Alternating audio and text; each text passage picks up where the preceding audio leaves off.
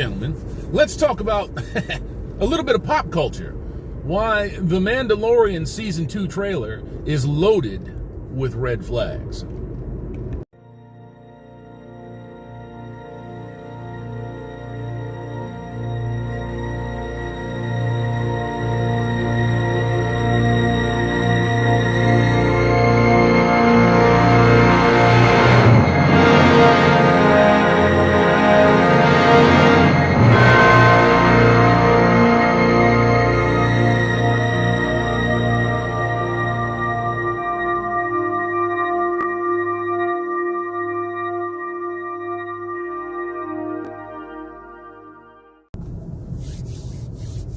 Good morning, good afternoon, good evening, gentlemen. Hammerhand, the MGTOW monk, back at you one more time. Yo, man, yo. So, it's everywhere. You can go watch it for yourself.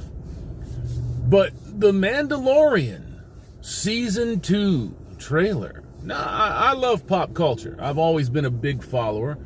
That is changing, because pop culture is now infested with Marxism, communist edict, and is being pushed by Bolsheviks to the hungry masses. I won't be watching The Mandalorian because I don't subscribe to services that employ slave labor. I don't subscribe to places like Disney when they film right next to concentration camps in China, when they bend the knee to communists, because their dollar is their God, not their morals, not their ethics, not anything good. My favorite series right now is Cobra Kai. That's moving to Netflix. I won't be watching that. I might have to sail the high seas to take a peek at that. But these fuckers get none of my business and none of my ratings. And if I don't see it, big fucking deal. Right? Big deal. I don't work with people or support people that support all of these evils. But anyways, back to Season 2 Mandalorian. There's been a lot of shit that has dropped here. And there's a lot of things going on. If you pay attention to pop culture, you know that Gina Carono is being targeted to be fired, to be harassed out of the business, because she won't bend the knee to these psychopaths on Twitter. Don't think for a second that Disney and Lucasfilm don't pay attention to the goings-on and the mullings over of these psychopaths on Twitter, because they do. If these people can push you and bend you and mold you, or if you won't break or shake, don't be surprised for a minute if a little bit down the road you find out that these corporations actually have serious influence with these hate mobs on platforms like Twitter or Facebook or YouTube. It wouldn't surprise me one bit. Wouldn't surprise me at all. That's how these fucking skanks operate. Pedro Pascal. He's the Mandalorian. You saw his face a little bit, you know, in the IG-11 heroic robot death episode. That was pretty cool. I thought it was all right. There's a lot of things that I do not like about the Mandalorian. Now, I'm not going to sit there and say that it fucking sucks balls or anything. What I'm going to say is that it's average. It's mediocre. It is mediocre. It's slow. The pacing is not good. The episodes are unequal lengths. So, yeah, there's problems there. And it's not hard to tell that this series is being fought over by two ideological factions. It's not hard to tell. Sorry, there's some idiot over here on a motorcycle who's like 15 feet out in front of the fucking marker here begging to get hit. I don't know. Don't care. But Pedro Pascal comes out and he talks with Gina Carono about the importance of pronouns. He's got pronouns in his bio.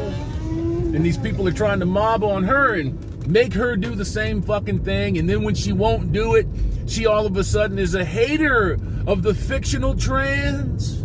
She can't stand the trans. These people are goddamn lunatics. But unfortunately, this is what Hollywood employ. it certainly is part of the service that they use to gauge their customers, and unfortunately to gauge everybody around them, including their actors. So when I heard that Pascal had spoken with her about this, I said, oh, fuck. I heard a couple of other folks' takes on it. They're like, yeah, I just put it in my bio to shut these motherfuckers up. I don't think so. Not combined with the newest bullshit. Apparently there was a very major falling out on the set. Pascal wanted to do some scenes without the helmet, right? You know how vanity projects work. Got to get your face in there. They don't know who I am. They just know Boba Fett's helmet. You know how that fucking shit goes. This guy's in one of the choicest positions in streaming right now, and he's still going to be a cunt and bitch and moan and complain because nobody can see his face. Who cares about your fucking face? Nobody tuned in for your face. Just idiotic shit. Idiotic shit. Oh man, I feel a sneeze coming on. Oh shit. And I hate aborting them motherfucking sneezes, boy. Woo! Blows my fucking lungs up. I don't want to blow shit all over my steering wheel. So, that's what we got, right? Going forward, I think that Pedro Pascal is an SJW. That's what I think. He has this falling out with the studio. Guess what else happens? The studio all of a sudden announces, well, we're gonna focus on some other characters. So the Mandalorian might not be the central focus of the show named Mandalorian. This is what you get when you foster this kind of culture. This is what you get when you're dealing with these fucking cocksuckers like this.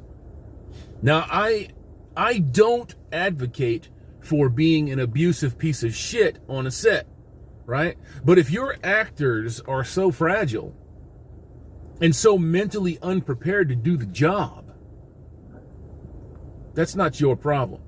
That's the actor's problem. There's 1,000 people that could step into that role right now. Pascal would not be missed. So with Gina Carono now in play, with Pedro Pascal, in my opinion, being an SJW, at the very least, when you put shit like pronouns in your fucking Twitter bio, you're a moron or a coward. And it doesn't look good to have a real life coward playing a fictional hero. That's some bullshit. You still got Favreau, Lucas, and Filoni fighting for control over this series Mandalorian. You know what I'm saying? There's a lot of red flags coming into season 2. Is it going to be good? Who knows? I don't know. I'm not watching it. I don't know. I might catch it on the high seas. That might be about the only way that I watch it. But yeah, we got some, in my opinion, we've got some issues going in. Some big issues. Some big issues. We got some issues going in. I don't know what to tell y'all. I really don't. I say that your morals and your ethics, your principles and your values guide you in life. Mine guide me away from services that participate in the evil shit that these people are pushing. I can like a series. I can be so completely invested in something, and then when I see that they're corrupt, I have to walk. I gotta go, because all of the excuses in the world when it comes to supporting shit like this are no justification for me becoming involved with it. You know, it's not justified in my eyes. So I walk. I walk away. I was 44 years invested in auto racing, in IndyCar in particular. And I walked away because, number one, being red-pilled, man, do you start to see shit. And then number two, when you blatantly start terminating your people, your employees, because everybody else can have an opinion, but they can't. It doesn't matter that they work for Indianapolis. It doesn't matter that they work for the IndyCar series. It doesn't matter that Penske just took it over. Just because somebody else absorbed something else doesn't mean that your fucking amendments, your Bill of Rights has vaporized. You don't get to sign a contract. You don't sign a contract under duress, number one, period. You don't sign no non-disclosure agreement, no fucking NDAs for bullshit like this. You don't do that.